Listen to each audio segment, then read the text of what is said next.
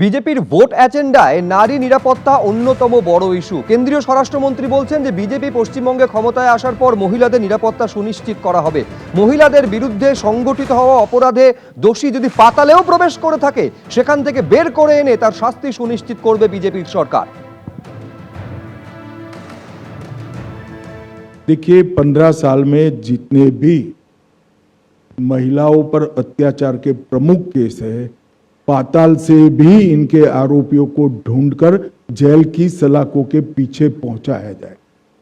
पूरे शासन को अपराध कौन करता है इसका महत्व नहीं रहेगा।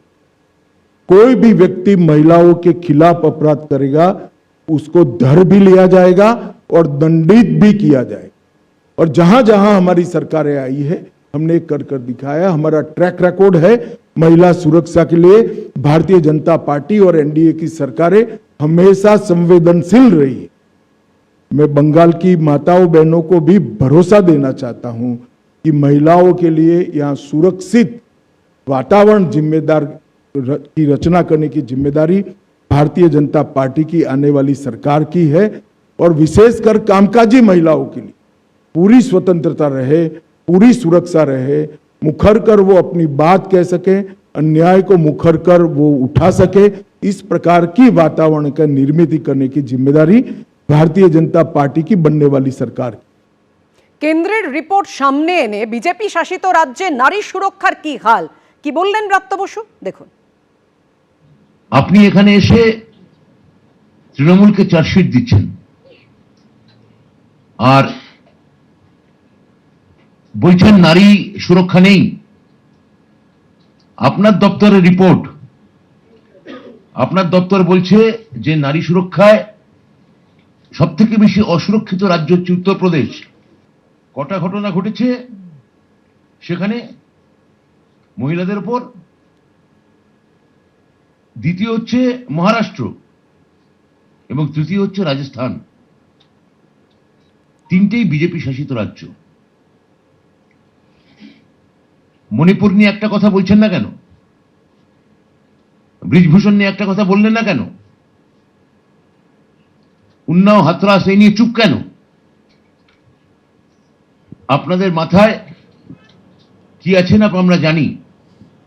সরাসরি আপনাদের এই মুহূর্তে ডোরিনা ক্রসিং এ নিয়ে যাব। এসআইআর ইস্যুতে ধুন্ধুমার কাণ্ড তৈরি হয়েছে সেখানে।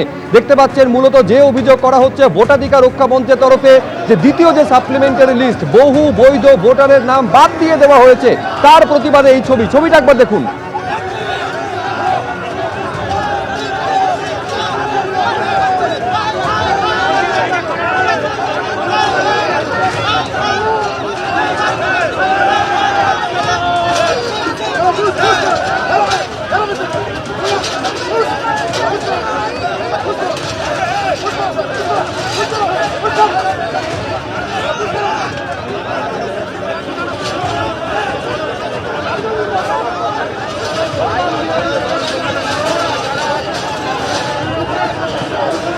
পুলিশের তরফে বিক্ষোভকারীদের আটকানোর জন্য ব্যারিকেড করে দেওয়া হয়েছিল, সেই ব্যারিকেড তুলে দেওয়া হলো। এই মুহূর্তে একেবারে হাতাহাতির পরিস্থিতি তৈরি হয়েছে বিক্ষোভকারীদের সঙ্গে পুলিশের। ছবিটা জানবো সরাসরি হিন্দোলতে আমাদের প্রতিনিধি রয়েছেন। হিন্দোল, একেবারে দেখো পুলিশের সাথে কিন্তু ভোটাধিকার মঞ্চের তাদের যারা সমর্থক ছিলেন তারা কিন্তু একেবারে পাকসা কাছ থেকে মিছিল করে আসেন। পুলিশ তাদের নিরাপত্তা দিয়ে নিয়ে আসে এবং তাদের যেটা দাবি যে এসআইআর তারা মানছেন না, এসআইআর প্রত্যাহার করতে হবে এবং বহু ভোটার, বৈধ ভোটারকেও কিন্তু এই এসআইআর মাধ্যমে তাদের নাম বাদ যাচ্ছে এবং বিভিন্ন রকম যে অভিযোগ দীর্ঘদিন ধরে বিভিন্ন রাজনৈতিক দল তুলছে, তেমনই কিন্তু এই যারা এই মিছিলে সামিল হয়েছেন তারাও কিন্তু সেই অভিযোগই করছেন এবং সেই দাবি নিয়েই তারা পাকসা কাছের কাছ থেকে সেই মিছিল শুরু করেছিলেন এবং সেই মিছিল শুরু করে যখন তারা ডোরিনা ক্রসিংয়ে আসেন, কেননা তাদের অনুমতি কিন্তু অর্থাৎ কিনা ভোটাধিকার রক্ষা মঞ্চের অনুমতি কিন্তু ওয়াই চ্যানেল পর্যন্ত ছিল বা মেট্রো চ্যানেল পর্যন্ত ছিল, সেই ওয়াই চ্যানেল একেবারে ক্রস করে তারা কিন্তু সরাসরি নির্বাচন কমিশনের অফিসের দিকে এগোতে যায় এবং যেহেতু তাদের আর অনুমতি নেই সেই কারণে পুলিশ সেখানে গার্ডরেল দিয়ে তাদেরকে আটকায় যে এর বাইরে যাওয়া যাবে না। এবং পরবর্তী ক্ষেত্রে কিন্তু রীতিমতো যেটা দেখা যায় যে ধুমধুমার পরিস্থিতি পুলিশের সঙ্গে ধাক্কাধাক্কির পরিস্থিতি তৈরি হয়। একজন পুলিশের ইন্সপেক্টর রয়েছেন, তার হাতেও কিন্তু আঘাত রয়েছে এবং এই যে গোটা ঘটনায় পুলিশ কিন্তু সামাল দেওয়ার চেষ্টা করছে এবং তারা যেটা বলছেন যে এখান থেকে এর বাইরে যাওয়া যাবে না। পরিস্থিতিটা একবার দেখাবো, ক্যামেরা পার্সন অভিজিৎ দত্তকে বলবো সেই ছবি দেখাতে, যে এখানে কিন্তু এই ভোটাধিকার রক্ষা মঞ্চের যারা রয়েছেন তারা কিন্তু রীতিমতো ধুমধুমার পরিস্থিতি তৈরি করে পুলিশ যখন তাদেরকে বাধা দেয়। এই পরিস্থিতিতে তারা কিন্তু নির্বাচন কমিশনের অফিসের দিকে যেতে চাইছেন, কিন্তু পুলিশ তাদেরকে আটকেছে, কেননা তাদের অনুমতি রয়েছে শুধুমাত্র ওয়াই চ্যানেল পর্যন্ত। যেতে দিতে যাচ্ছে না, এই আরএসএস এর পুলিশ আমাদের মেরেছে, নির্বাচন কমিশন আমাদের যেতে দিতে যাচ্ছে না, আমাদের নির্মম ভাবে মেরেছে, ইলেকশন কমিশন আমাদের যেতে দিতে যাচ্ছে না, এই আরএসএস এর পুলিশ ইলেকশন কমিশন পর্যন্ত আমরা যেতে চাই, আমরা শান্তিপূর্ণ র্যালি করে নির্বাচন কমিশন পর্যন্ত যেতে চাই, আমাদের যেতে দিচ্ছে না। তাদের তো অনুমতি ওয়াই চ্যানেল আরএসএস চক্রান্ত ভাবেই আমাদের শান্তিপূর্ণ বাংলাকে বিশৃঙ্খল করার জন্য বিজেপি দালাল, এরা আমাদের মারছে, এরা চায় না বাঙালি নাগরিকরা তাদের ভোটার ফিরে পাক। কেন মারবে কলকাতা পুলিশ? কলকাতা পুলিশ কেন মারবে? আমরা ইসিআই ঘেরাও করতে যাই, ইসিআই ডেপুটেশন দিতে দিচ্ছে না, কলকাতা পুলিশ ইলেকশন কমিশনের ডেপুটেশন দিতে দিচ্ছে না।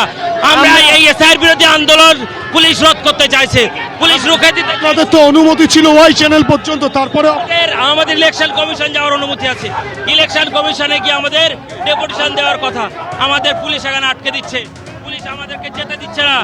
দাবিটা মূলত কি? পুলিশ আমাদেরকে, তাদের দাবিটা কি?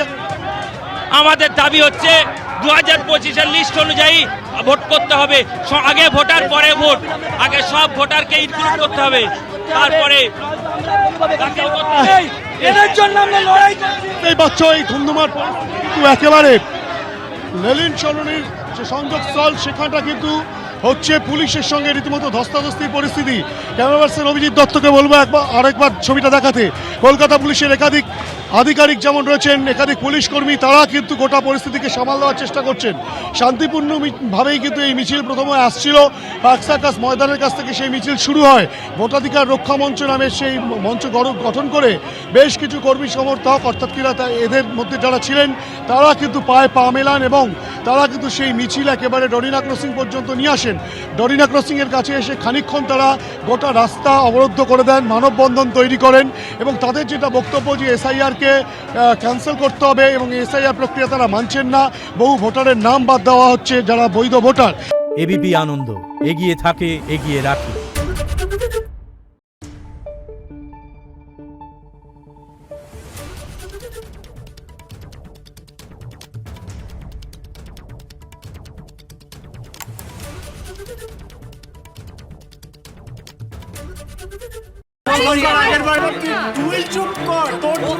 বাংলা ঝামেলা চায় না, বাংলা খবর চায়।